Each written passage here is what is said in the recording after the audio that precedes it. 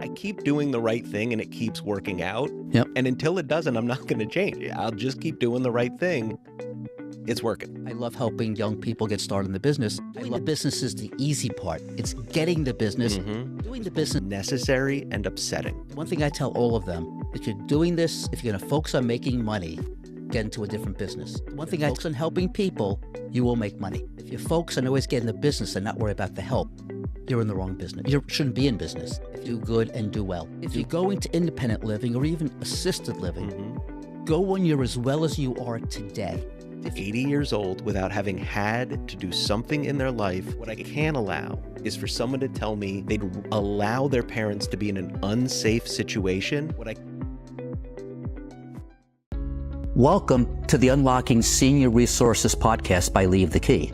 I'm Larry Wagner, and I've spent 30 years working with seniors where I was a certified senior advisor and the last 15 years in the home buying industry as a certified senior transition specialist, where I specialize in dealing with seniors going through a transition in their lives. This podcast is for seniors, those with seniors they love, and people who work in the senior community. In each episode, we bring on a guest who works to improve the lives of seniors. This podcast is your key to unlocking senior resources.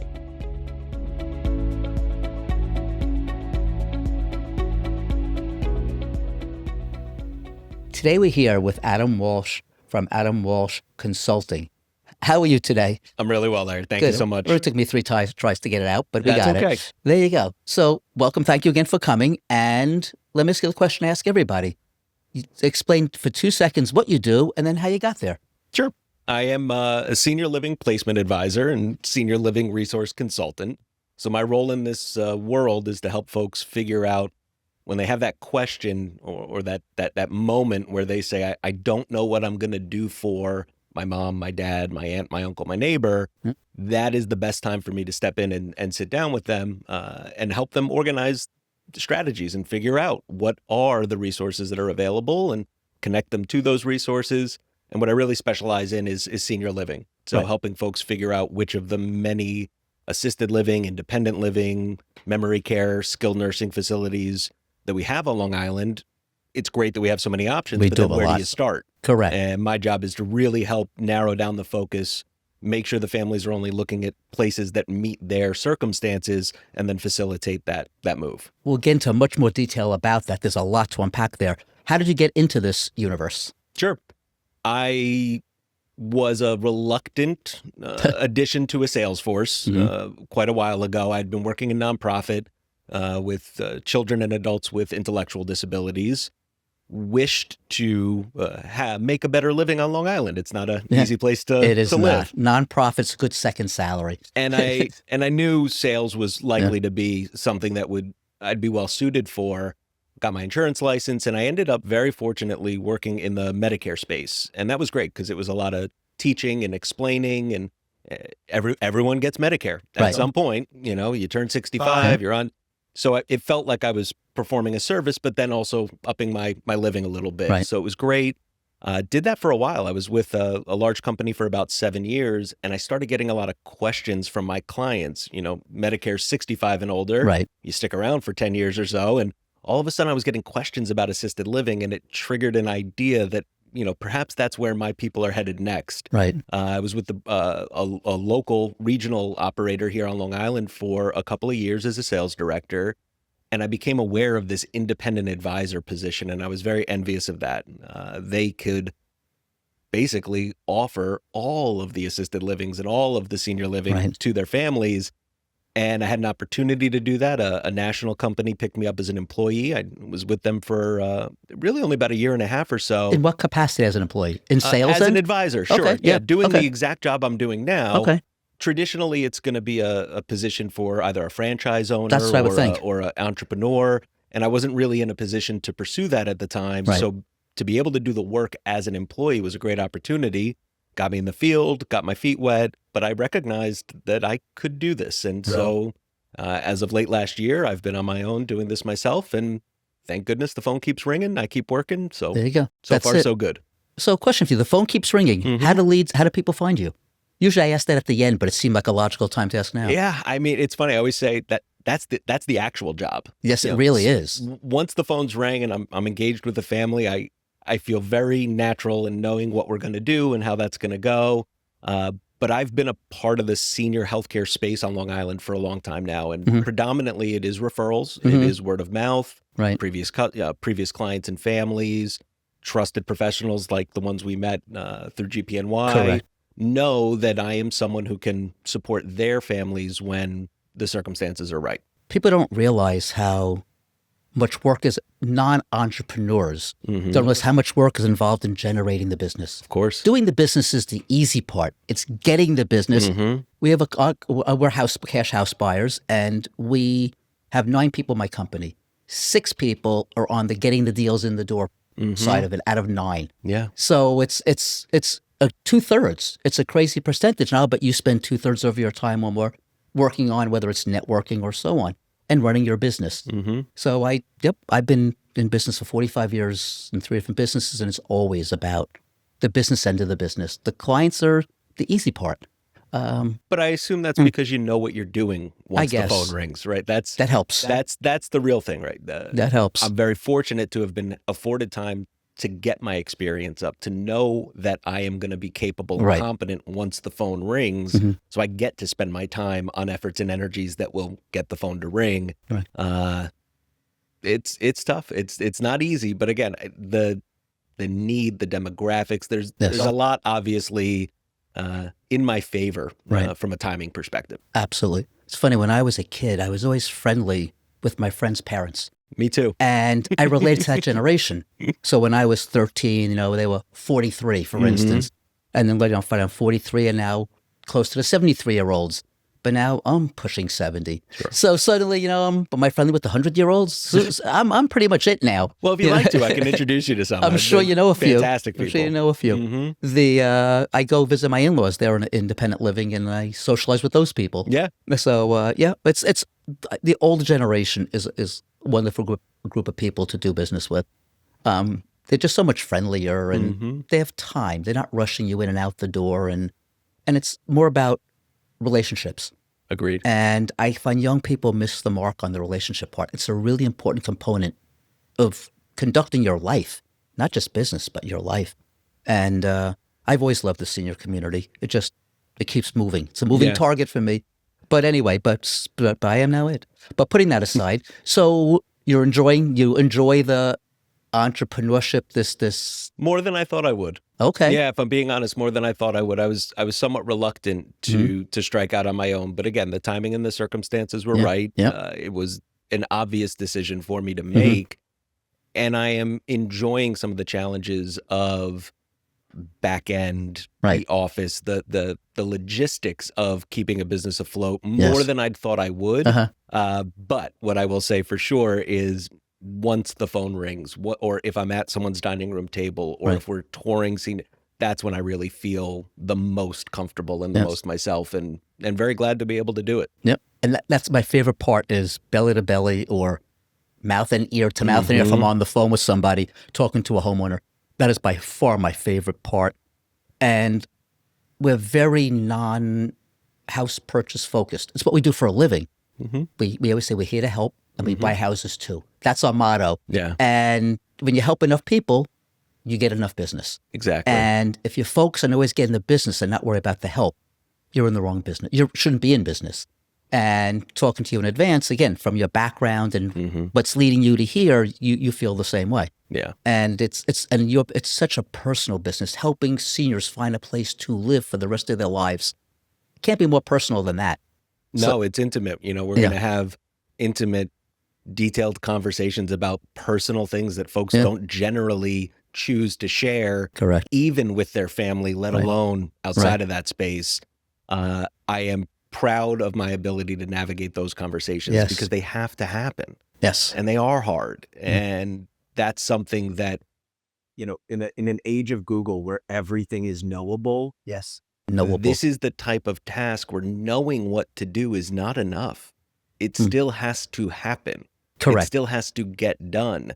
And there's a difference between knowing where the person I'm thinking of, who I'm concerned about, who I want to make a move that's in their best interest, but they don't want to for Right. a variety of perfectly valid reasons. Yeah.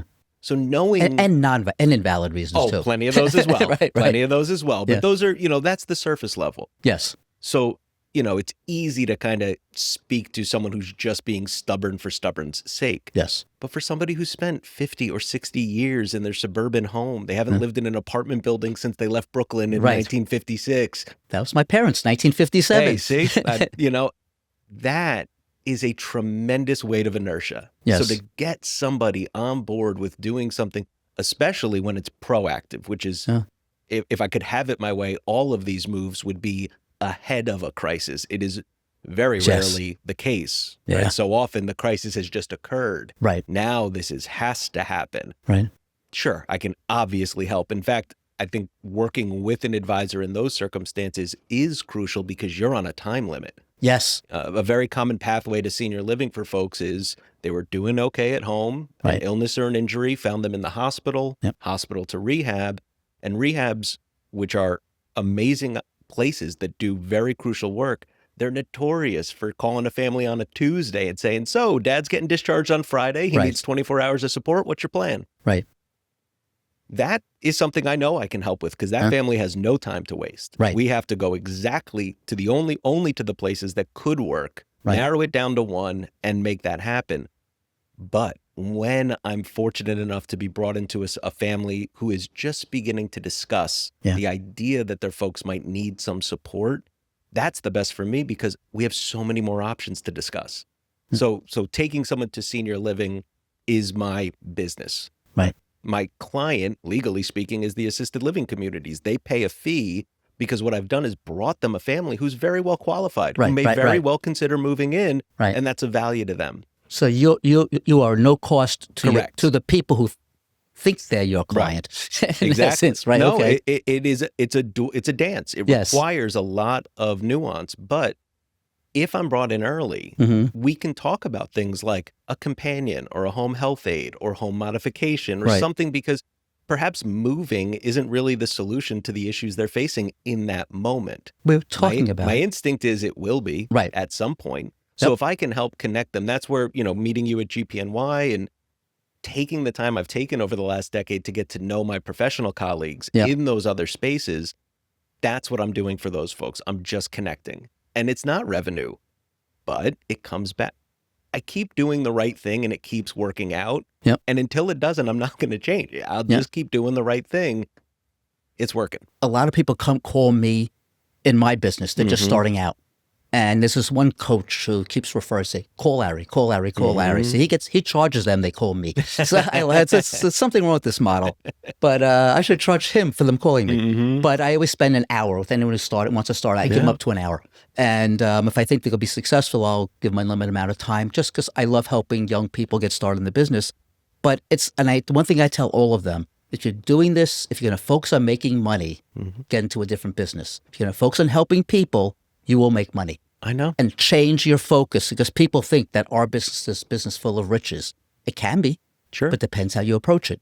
So you can approach it as a real slime ball and make money too, or someone in the middle and do okay, or someone who really just focuses on helping and do really well. So the two ends of the spectrum, the ones who make the money, I choose to helping people. The old line, was it do good and do well, right? And that's sort of it's a great phrase. So that's sort of your philosophy. A consistent refrain from my sales leaders over the years in my career was, you do too much customer service. Yes. And I always took that as a compliment. I know they didn't mean it as such, but I knew and I saw with my own eyes and my own balance sheets that it was always coming back. Yep. So no, I'd prefer to do it good. I'd prefer to do well. Right. And if it keeps working, I don't see why I would Change do it it. any other way. I was tracking my hours. I was a financial advisor for 30 years, and I tracked my hours for weeks at a time. And I was spending about 5% of my time actually talking investments with my clients. Right. And 95% of my time doing service work or operational work. And I made a very, very good living at 5% of my time, when roughly half my time was doing service work. Yeah. So 10 times more time uncompensated, client work. Yeah. Then it's fine. As long as you make enough money during the 5%, that's all that matters. Yep. So, but yeah, it's like an iceberg, right? Yeah. 10%'s above and 90%'s below the water. Exactly. So the same thing applies to dealing with clients. Agreed. So I've had the good fortune when I'm talking to you, I've had the experience of placing my parents myself and calling someone like you, who the name we mentioned earlier, to place my in-laws. And they both went into independent living. Right. So we didn't have the urgency. It was by choice. If you go into independent living or even assisted living, go when you're as well as you are today. Because number one, you'll get to enjoy it that much more. Because you can talk about the benefits all you want of these places. They're not your mother's. If you're a senior, not your mother, or if you're my age or your age, not your grandmother's nursing homes. Not at all. It's a country club. And you'll get to enjoy it that much longer. And number two is you'll get to make friends who get to know you. And my mother developed Lewy body dementia. I've mentioned this so many times. You know the illness. Of course. And when she became, in a matter of weeks, became a vegetable, unable to speak and move, every day people come in and say hello to her, bring her flowers, give her kisses, because they knew my mother for 3 years before she gotten sick. If she had moved in that way, nobody would have ever said boo to her. I know. So better people get to know you when you're as well as you are today. Agreed. So if it's on your mind, this is not a commercial for you, sorry. It's a commercial for the concept. Yeah. If it's on your mind, go. It's that simple. Never a better time to go than now, if you're thinking about it at all. Agreed. So they're wonderful places, and don't get overwhelmed. Don't look past the crystal chandeliers. Look at the people. I asked you a question, when you said it's not about the company. You were asking if a particular brand, operator or brand is good, bad, or other, and the answer is it's building by building. Exactly. None of these are monoliths. And you don't mean building as some brick and mortar building. Well, that's what I mean. So, the bricks and the mortar are great, and you want it to look nice. Everyone likes a pleasant environment. Right. But you have to look at your motivations of why you're doing the move in the first place. Right. And if care is even a thought in your mind, as well it should be, right.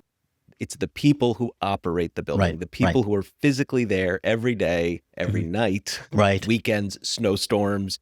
That's where I'm encouraging my families to focus their attention so that they can have that confidence and that longevity and have a good experience beyond they liked the design. Design is great.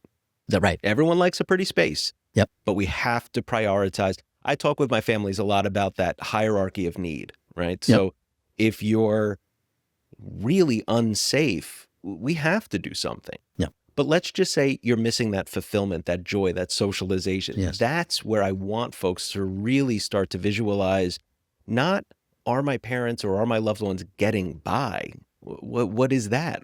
We shouldn't be in a survival situation. Quality of life. Right. Not life. How much have we compromised? The idea of independence, right? Alone and independent are two very different words. Yes. And they get interchanged. Yeah. And what I hear a lot of times from the loved one who we might be talking about having to make a move is no, I'm not going to give up my independence. Okay, well, let's talk about that. Are you driving? Are you managing your own finances? Do you have the freedom of will to go and do anything that comes up in a social calendar that you wish to do? If you can't do those things on your own, that's not independent. You're just alone. Yeah. And your world shrinks and your experience in the world shrinks. And there's so little we can do when we talk about cognitive health. Dementia is not aging, right? Dementia is a disease, but it is very common. And cognitive decline can occur naturally. So if you marry those two up, that's a lot that we're up against as we get older. As far as I can tell, there's about 4 things you can do to stem the tide. Care a little bit about what you eat.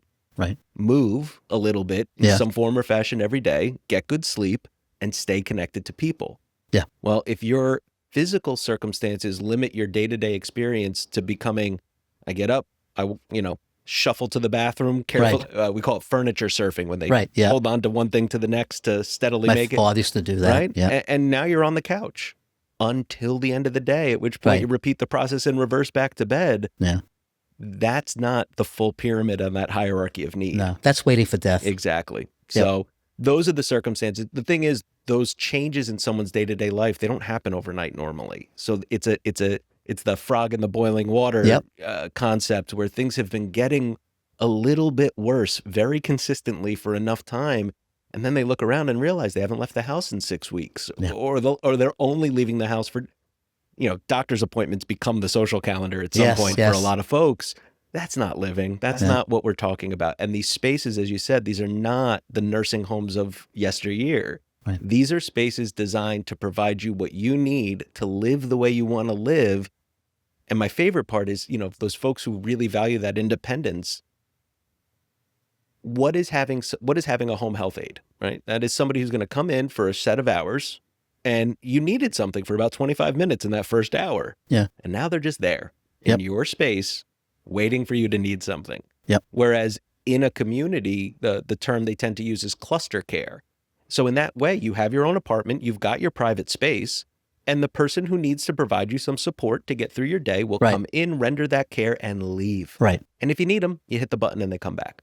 Someone said, you have so many, I forgot what units of energy per day. Right. Do you want to spend so many of those clasping your bra? And that's I someone had actually said. talk about that. There's something noble about a certain amount of struggle. Right. But 45 minutes to put on your shoes, I know there's a better way to use those other 40 Right, minutes. right. Call someone in for the 5 minutes. That didn't need to be a 40-minute endeavor that now leaves you so exhausted you don't want to go do the thing you were putting the shoes on for in the first place. Exactly. You get them on. I think I'm taking off taking a nap. Yeah, exactly. So that's really, but who wants to accept help? Right. I don't know anyone. I'm not good at that I don't know either. anyone who's good at Yeah. accepting help. And that's where the support, the conversations, the counseling, that's where that Yeah. serves its purpose.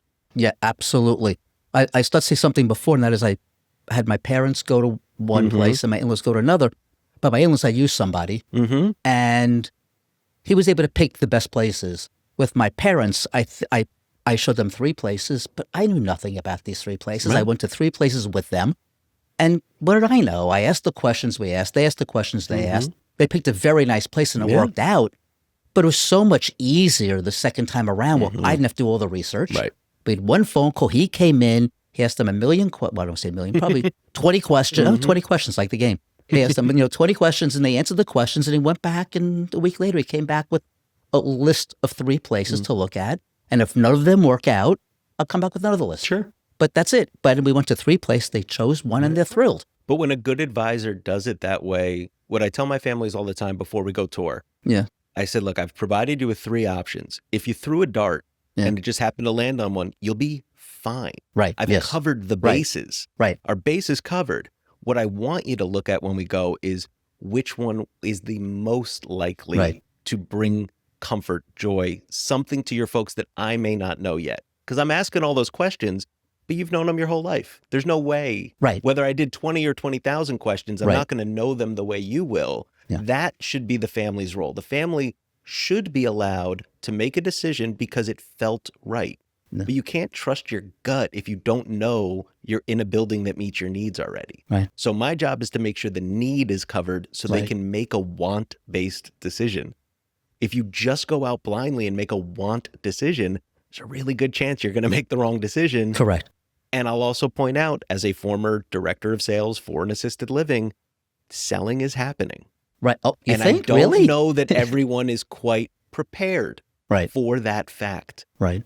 You would never walk into a car dealership and share Right. with that person what people would regularly share with me as a sales director Right. daily. Right.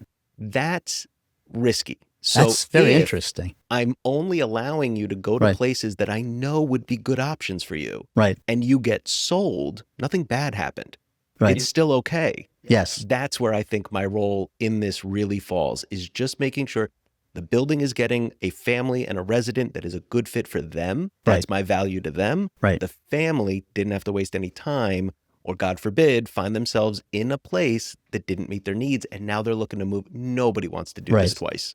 Right. Nobody wants to do it. Nobody wants to do it. Nobody twice. wants to do it once. And I can assure you nobody wants to do it that's twice. the truth. My mother had said to me, her objection was, I've said this on the podcast so many times too, but it's so appropriate for the audience. This is the place you go to die. And I said, it's the place you go and die. Your alternative is staying at home and dying. We're all going to die sometime. Sure. I'd rather die in a really nice place surrounded by friends and activities and so on than alone in my house. Yeah. And those are the choices because we're all going to go. But it was that, except for one of my clients, she would sit there and I can never say the word death. I was a financial advisor. We talk about death. Sure. We sell insurance, but I could never say that to her. She was 90-something and said she was never going to die. Mm-hmm. Her daughter said she hoped she died before her mother. I mean, that's the whole family's kind of weird, but Sure. put that aside. But so I am living proof that it pays to use somebody like you because I've done both. Yeah. Because I didn't know you guys existed. If I did, why wouldn't I call you? You don't cost anything and you got to do a better job than me. Well, there was something else you said really Yeah. that touched a nerve for me, because you said when you were looking for your own parents on your own, Right. you went and did research. Yes. All right. Well, the only two things you can find about a senior living community online Right. are marketing Right. and complaints. I went myself. And neither one of them are necessarily perfectly honest. I agree with Because that. I know plenty of people who love, let's say a doctor, for example. Mm-hmm. Actually, this is a fun one. So I was sitting in a house when I was still doing Medicare. Right. And I just signed a woman up for a plan. And as I'm leaving, she said, "Oh, by the way, is Dr. So-and-so in network with this plan?" I said, "Yeah, why?" And she cried. She's happy. She goes, "Oh, I lost him last year when I switched. Can you please switch me over to him? I miss him so much. He's the best doctor in the world." Yeah. I said, "No problem." And I felt like $1 million. Right. I go to the next appointment in the same exact town. And I tell this story because I Right. thought it was heartwarming. Right. And he goes, "That's the dumb son of a gun who almost killed me." So here's the thing. When you ask people their opinion about is that place good or bad, Right. it's the wrong question. Did you have a good experience there? Right. Is the question, that's the only answer they can give. Yes. So when they give it to you and it's negative, Right. and now you've written it off, Right. maybe they were right. Maybe Right. it's a bad place, but Right. I've seen enough examples where that was just not a good place for them. Right. And that's not what should be guiding your decision making in this process. And something else that I did, I looked at online reviews like you said. Sure. And some people are just, first of all, you're dealing with people's parents. The Yes. parents aren't writing the reviews. It's the kids, right? The 88-year-old's most likely not writing a Google review. Probably not. It's the kids. Mhm. And the kids don't really know what's going on. They hear from their parents. Mm-hmm. And some parents just fetch. They just complain. That's what they are. It's a hobby. It's a hobby, right? Everyone needs a hobby. Mm-hmm. So the kids will write down what the parents say, and there's no basis for it. Right. Oh, the parents will ask. I remember reading this one so vividly. They asked, I don't want to go in detail, asking for something so unreasonable because this is what they wrote about. And they weren't being granted that very unreasonable request. And they gave it a 1-star review. Sure. It's like 55551, 5555. And you say, what's wrong? And you read Yeah. the thing. And I always look at the bad reviews first. Mm-hmm. Good reviews are easy to come by. It's the bad reviews that the ones you have to pay attention to. But I did something which never occurred to me was not very smart. It only occurred to me now. And I spoke to a number of people like you on this podcast. And that is, I looked at the facility. Mm-hmm. But you say it's not the bricks and mortar, as we're saying. It's the people. Yeah. And who am I meeting? I'm meeting the director or whatever. What's the person who admits you? Is it a director? What do you call that there's person? a few different titles, but Right. Director of Community Relations is the director, most common. yes. Mhm. So that's who I'm meeting. But that's not the person who's necessarily running the place. And the place is made up of 100 people. Correct. I'm meeting one. Mm-hmm. And that person's professionally trained to be nice, Mm-hmm. right? And put the facility's best foot forward. Mm-hmm. So I'm not sure what I actually gained out of it. When I work with someone like you know the ins and outs of that place a little bit better. And you're not going to present to me the second tier places. You're going to present to me assume within my budget, the top tier places within my budget. Hi, I'm Larry. And I'm Ben. We're the father and son team of Leave the Key Home Buyers, and we want to buy your house. We specialize in working with seniors who are transitioning out of their homes, and we understand what you are going through. So if you're considering selling your home and would like an alternative to the traditional overwhelming process, reach out and see how we can help. Do you have an outdated home? No need to update anything. Have a home that needs repairs? Don't bother with repairs. Don't want to take everything with you? Leave whatever you want behind. Dreading the headaches that come with agents? Sell your home without paying a commission.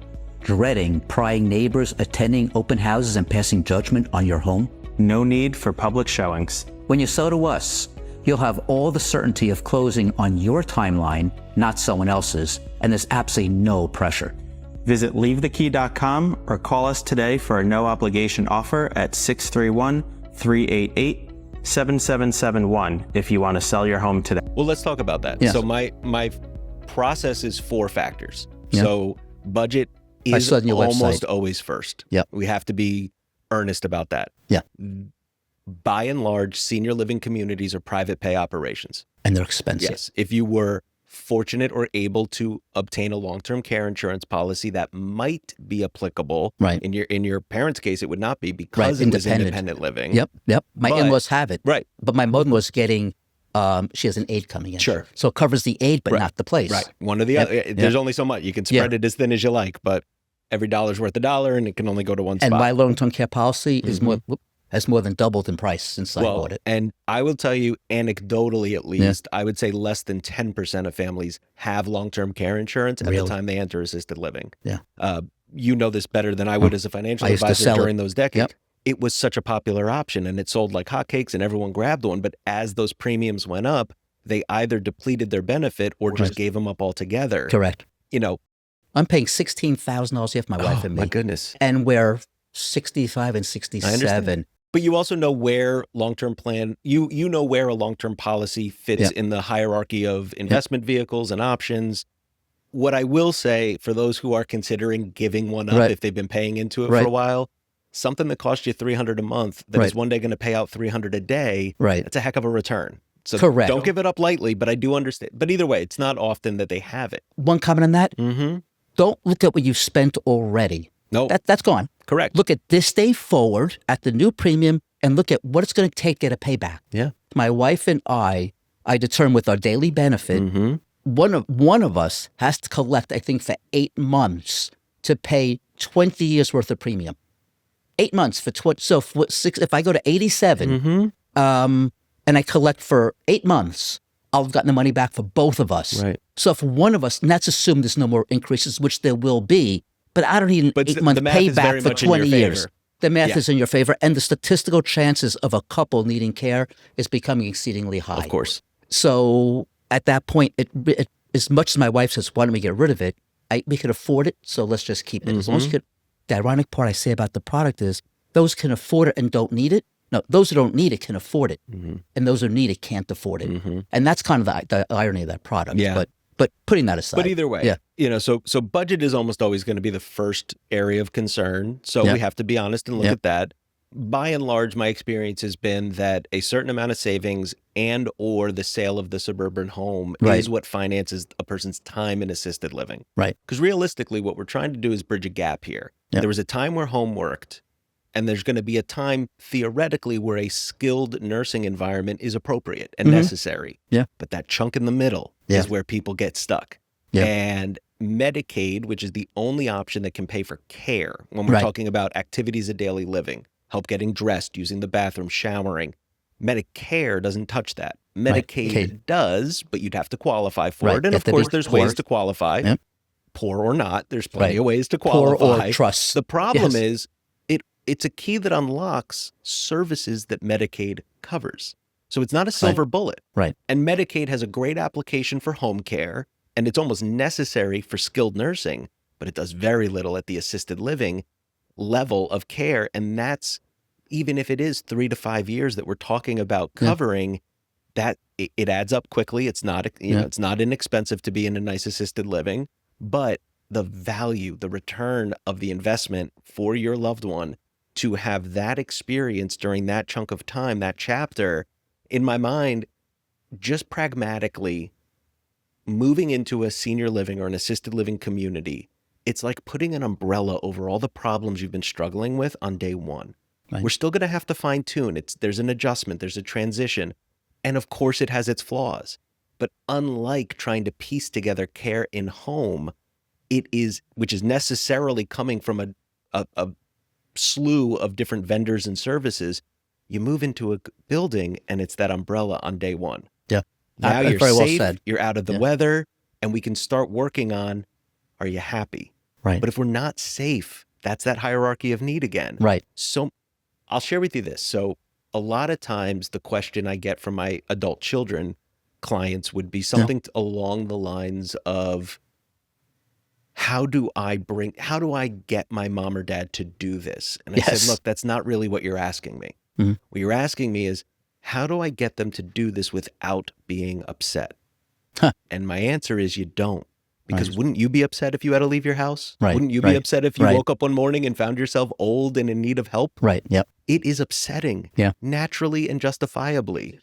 But what I can allow is for someone to tell me they'd allow their parents to be in an unsafe situation at the risk of upsetting them, because Right. nobody makes it to 80 years old without having had to do something in their life that was both necessary and upsetting. Yeah. And you know what? They did it.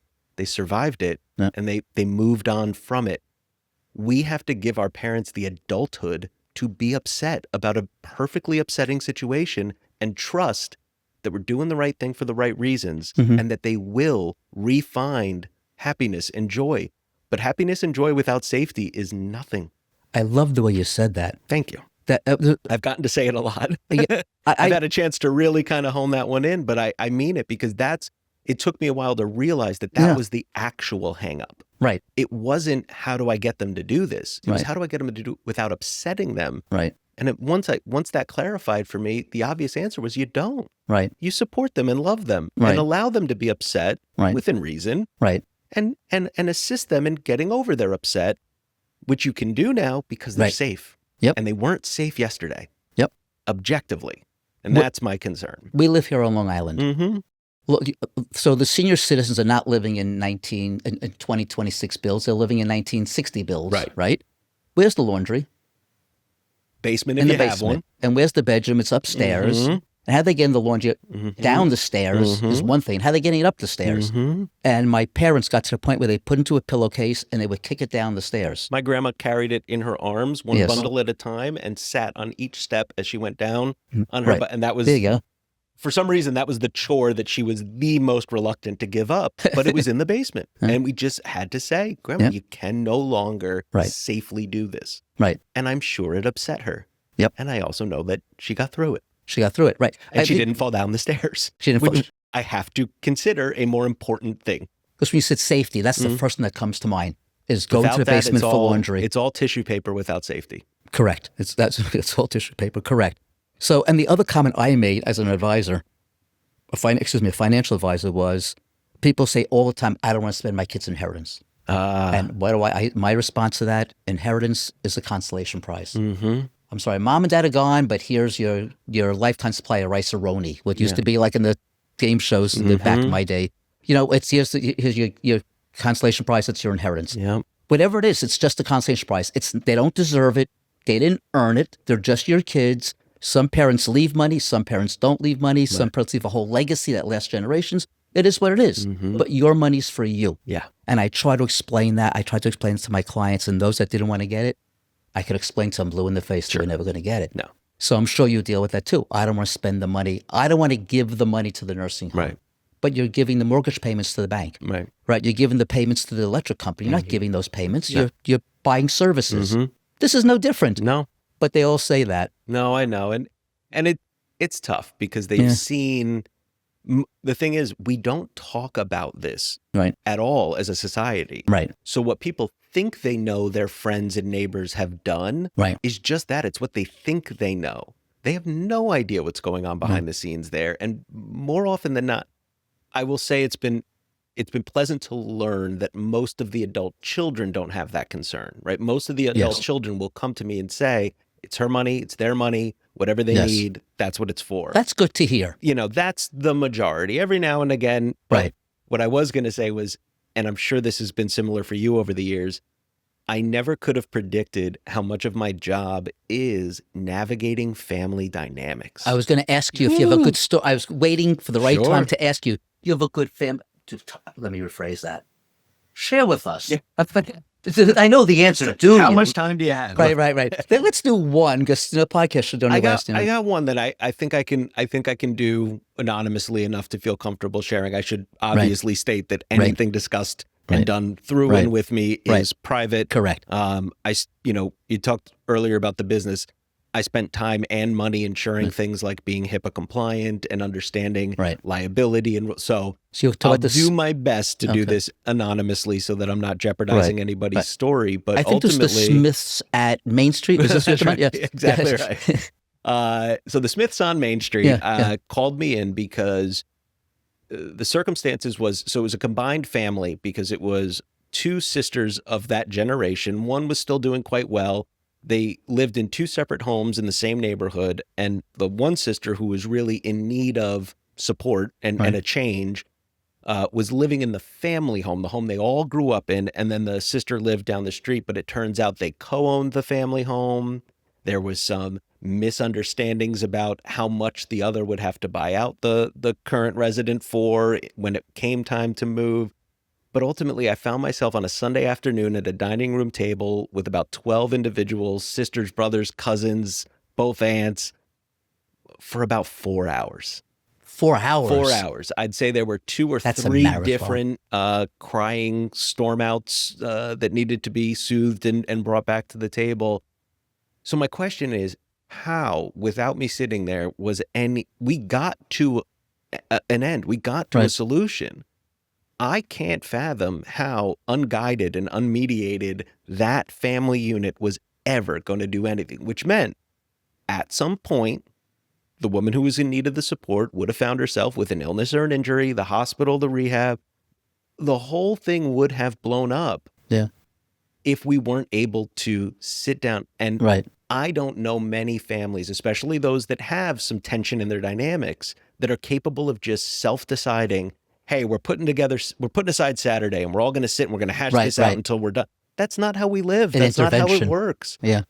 Humans are really good at responding to a crisis. By and large, we're okay at crisis. We lock it down. We do what we got to do. We call the boss. Hey, I can't come in. I have to put out the fire. Yeah.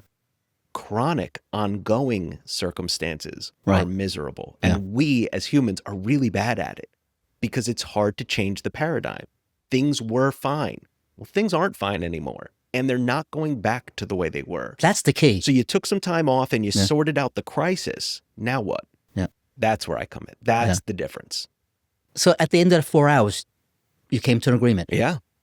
Yeah. And again, that's just one.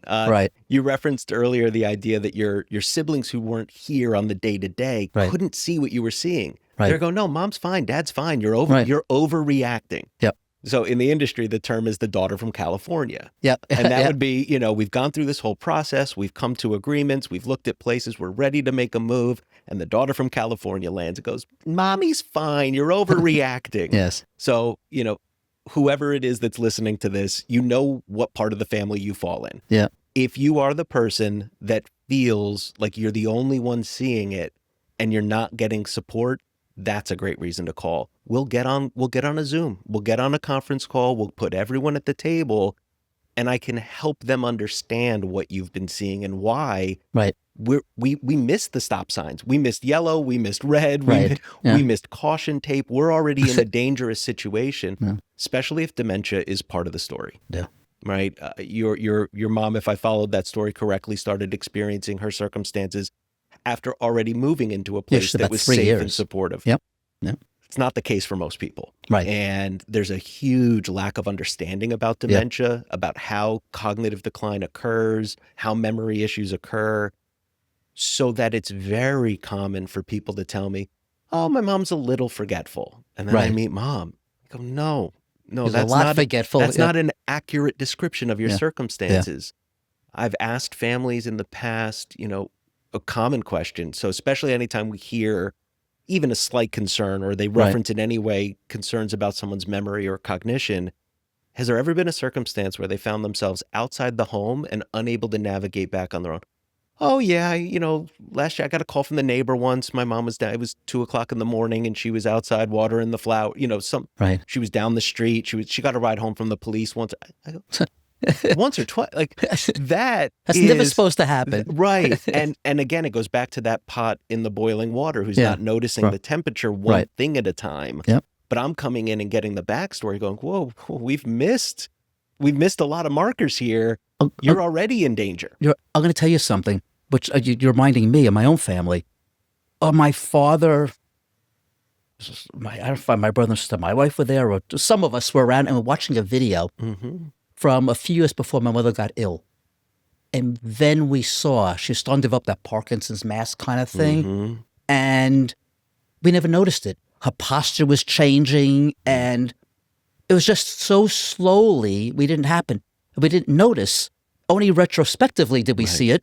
And she went from playing bridge to being a non-speaking vegetable in 3 weeks. in 3 weeks. And I said to my father, if you put mom in a wheelchair, she's never coming out. And he reminded me of that like a year later. He goes, remember you said that? I said, yes. He goes, we put her in a wheelchair one time and she never came out. And I guess it happened so quickly. But it was so slow for the year or two before. And then then it went off a cliff. So if we noticed it earlier, I'm not sure we could have done anything. But if she were home and then suddenly she's now 3 weeks later, she's this way, she's going right. And she ended up staying in independent living. And they let her stay there. And there was a 2-bedroom unit. So the aide took the other bedroom. And my father took care of her at first. Then when it got too much for them, the aide took care of her. Then my father passed and the aide stayed also. And it was so much better being there than being in a nursing home environment. Sure. And she got especially because she'd been there long enough to become familiar and comfortable with that environment. So that was her home. Right. And at the time. It was, exactly. So when we talk about aging in place, right, very popular term and phrase in our world right now, I'm always keen to remind people there's a bunch of places in which you can age. Right. This became her place. place. Age in place doesn't mean stay put. Right. These were her new friends. A place that meets your needs, a place you're comfortable with. There's a lot of ways to age in place. One of the values in independent living is it affords the family some flexibility when it comes to problem solving. Right. I will point out, and I'll do this to really kind of help the assisted livings in this way. I experience it. So assisted livings are licensed operations overseen by the Department of Health, audited and surveyed on a regular basis. There are certain things that are truly black and white. Yes, they can. No, they can't. Right. And families sometimes find those to be frustrating because, oh, well, we did it at home. Your home wasn't being regulated by the Department of Health. And no rules there. And so independent living, what would surprise a lot of people is how many folks live in independent living who are by no means independent. They're getting services from visiting aides or companions, but that's okay. That fits in that setting. What they're getting from the independent living is the social and activities, a physically safe space that was built for and with seniors in mind, and just an easier way of living. So if it leaves those problem-solving options open, that's the thing. There is no singular advice to give. My intake calls and when I first engaged with a family, certainly if it's determined early in the conversation that we're going to go look at assisted livings, that's what we're about to engage in. That initial phone call, I don't think I've ever had one that's less than an hour. I can't think of one that's ever been less than an hour. And now that I work from home and my wife has, gotten a chance to kind of overhear some of mine, she's like, sometimes it just feels like you're just talking to them. I'm like, well, that is exactly what I'm doing. But throughout that conversation, I'm getting the information I need to provide them the advice and support they need. But sometimes that doesn't come until minute 45. And now we've just finally cracked open what the real issue is. Correct. Now we can really start to get to work. So I'm not in any rush. I don't have a sales director over my shoulder anymore chirping about, the amount of outbound calls I make a day. And it's been a very rewarding set of circumstances for me. I can understand that. I have a question. I believe you told me you're involved in extracurricular activities. What else are you involved with? So I have volunteered with the Alzheimer's Association for years in a few different capacities. The Alzheimer's Association Long Island chapter is phenomenal. 24/7 hour, 24 hours, 7 day a week hotline, crisis hotline. That's something that I share with everyone everywhere I go, because if especially you're caring for somebody with dementia at home, you may not be able to make a phone call at 4 o'clock in the afternoon. That just may not be the time where you've got, but it's 2 o'clock in the morning and your mind is racing and you feel like you've hit the limit to be able to call and be connected with a licensed social worker and get guidance and support and sometimes just reassurance that, no, you did everything right today and get some sleep because tomorrow's another day. Whatever it is, it's been amazing. So I started off by volunteering on their walks. So the big fundraising walks that they do every year. There's 4 on Long Island now. There were 2 when I started, and they've grown it and just done amazing work. And then recently, I went through the process of becoming a community educator for the Alzheimer's Association. Nice. So in addition to my own work and my own presentations, I will go to spaces and speak with groups and give presentations that were developed by and on behalf of the Alzheimer's Association. And that has just been an amazing, amazing opportunity for me. I like public speaking. I'm one of the, I laugh every time I see that statistic that it's the number one fear. That is and public falling. Right. You And know. it's my favorite thing to do in the whole world. So I get a chance. And obviously what we're talking about is deeply personal and inherently compelling, and the Right. engagement it gets. And I'm just very, very grateful to be involved with them. I do a 2-hour adult ed at different schools about how to sell your house. Sure. It's not as straightforward as people think anymore. There's so many decisions to make, and I love doing that. Yeah. I love doing that. Same thing, and I get so much engagement, which is what I really enjoy about too. it. And then some people call me afterwards and just say thank you, which is they have nothing to talk to about except say thank you, and that you feel really good about that. I'm also an avid disc golfer, which is frisbee golf, which is a sport I didn't invent, but I don't think that was the extracurricular. It wasn't the you were thinking extracurricular. of. I played frisbee golf once. It wasn't a pretty scene. Hey, The, come out with me. I'll straighten you you'll out. straighten me oh, out. Yeah. That was a funny story, but that's not worthy of the podcast. But but I'm sort of smiling, reminiscing in my brain. I'm not sure reminiscing is the right word. That's usually a positive word. But anyway, I digress. So fascinating. So question, you're not the only one on Long Island that does this. No. And so what separates you from the other people that do this? Sure. I think the key difference, and it's not just me, but there are a handful of us local advisors. These are Right. folks who've spent years and time in the field, in the senior living communities, a part of the associations, who really can understand, based on what they're hearing from the family, exactly what they ought to be considering. Again, our title is advisor. It's not decider. I'm Right. going to give you the best advice I can. I hope you'll follow me along. Yeah. I have every reason to believe I'm accurate with the advice I'm given. But that belief is from experience. I've been here. There's obviously some national, online, digital operators that say they offer this same service. Right. If there's a differentiator at all, it's between those two ideas. Right. I don't know what a family member gains by getting generic advice based on their zip code. Right. Because that's what they're getting. If they're going online, I will steal from it. I'm gonna credit Dawn Stark. She happens to be a world-class travel agent, but I'm gonna credit her with one of the best taglines I've ever heard, which is the internet is for looking and an agent is for booking. So what I would encourage people to do, it's impossible not to Google something. You're gonna Right. look it up. I get that. That's fine. Yeah. But you got to talk to someone local. And the fact that there are several of us here doing this work, Right. there's no reason not to. We don't cost the family anything. Our Right. fees are collected by the assisted livings if Right. things go that way. Yep. A conversation doesn't cost anything. And what I'm proud of is that almost all of my first phone calls end with them saying, I feel so much better. I love that. Right. And why? love Because I that. filled in some blanks. And do you also get people say, I can't believe how much I said to you? Like, I'm shocked I said all these things to you. I get that all the time. Sure. Because I'm talking to people who are in a level of distress very often. Me too. You definitely. And then they say, I didn't even know you, but I feel like I knew you for so long now, after one phone call or one face-to-face meeting. And I think it's a skill set that I don't know how to identify, but it's just putting your heart out. My guess is you've probably had that experience most of your life. I have. I think there are folks, and I consider myself one. Yeah. I am present. I am listening. Yeah. I am legitimately concerned. I do care. And I hope that that's what's coming across. The reality is, whatever you're not telling me is working against the goal we agreed is the goal. We want what's best for your loved one. Correct. And so, again, I was a very reluctant salesperson. Yes. But sometimes I feel like I'm using my sales skills for good now. Because a lot of times I'm selling people not the product, Yes.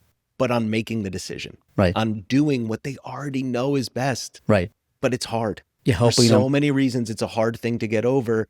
So I don't mind using my powers of persuasion to persuade someone to do something that I'm 100% sure is their best interest. And they know it is. And they know it They just too. can't admit it to themselves. That's all. Yeah, That's something about a river in Egypt. That's right. That's right. Yeah. I got to tell you, that's really, really well said. I was going to ask you another question. I'm not going to do it. I think that's a perfect way to end this thing. I like you're younger than many.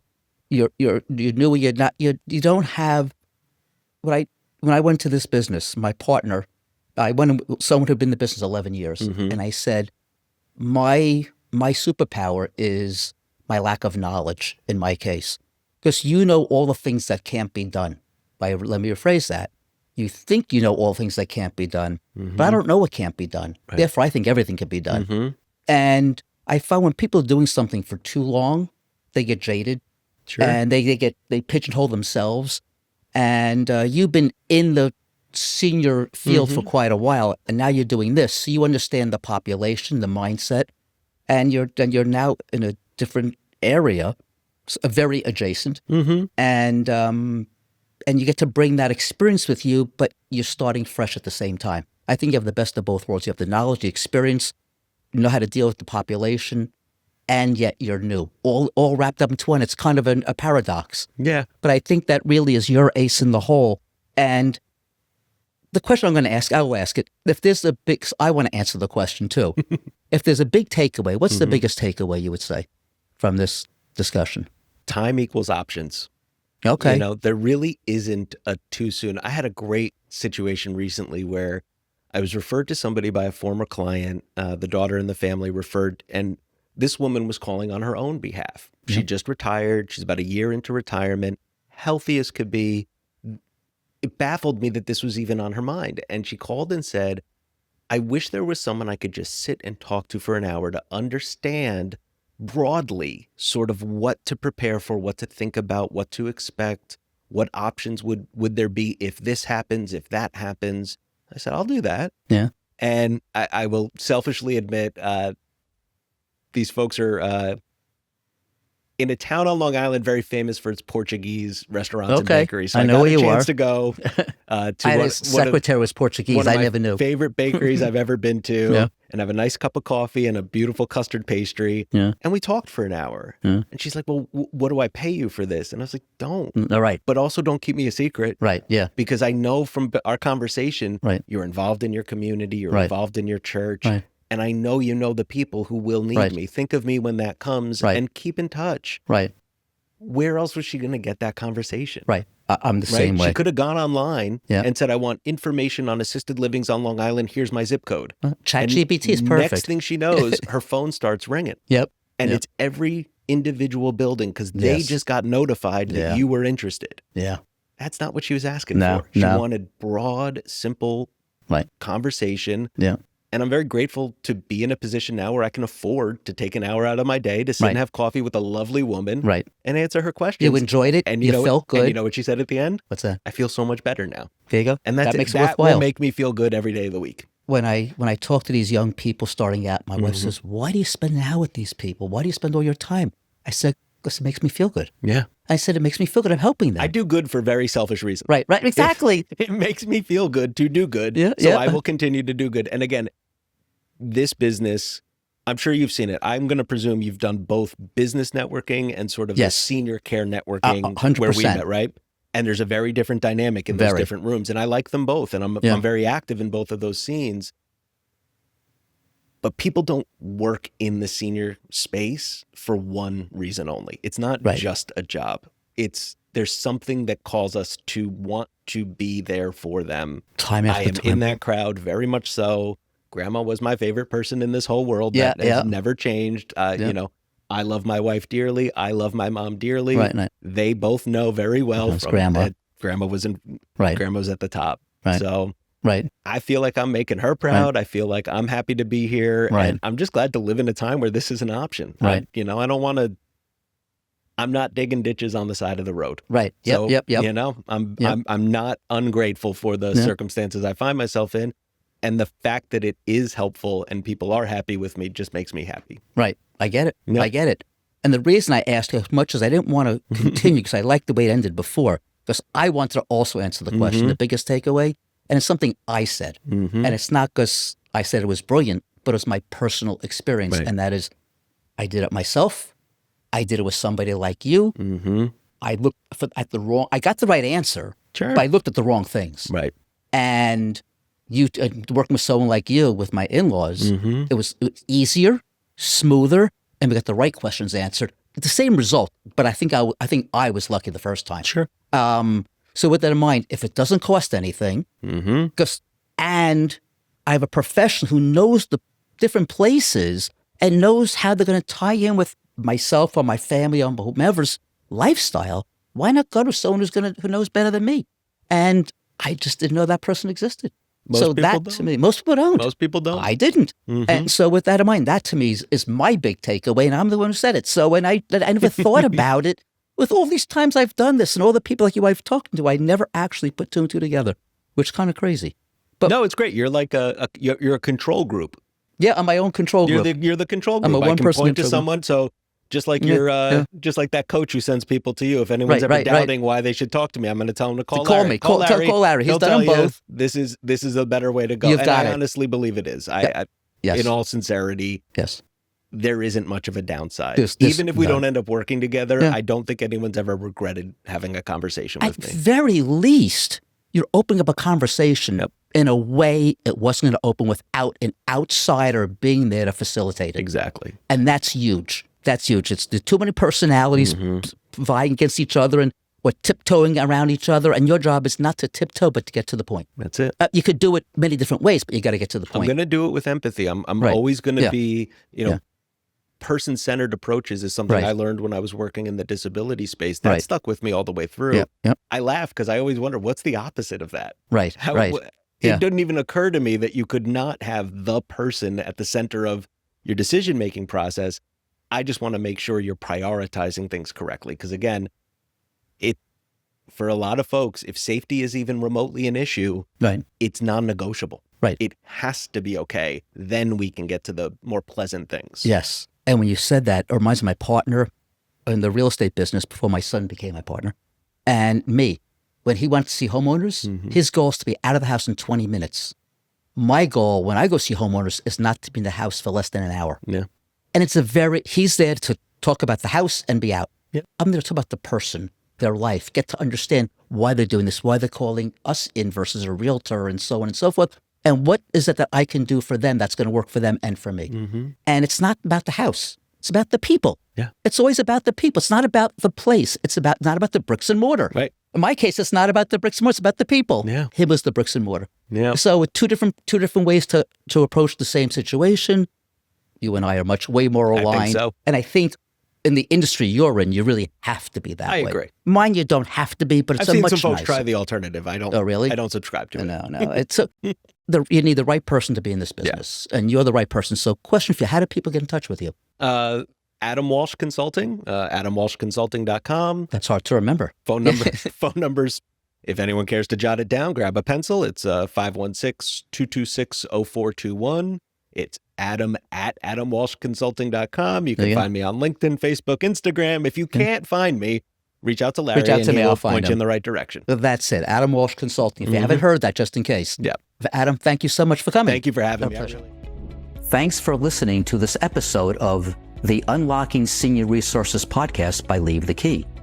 If you've enjoyed this episode or found it helpful, don't forget to subscribe, leave a review, and share this podcast. We specialize in working with seniors who are transitioning out of their homes, and we understand what you are going through. So if you are considering selling your home and would like an alternative to the traditional overwhelming process, reach out to see how we can help.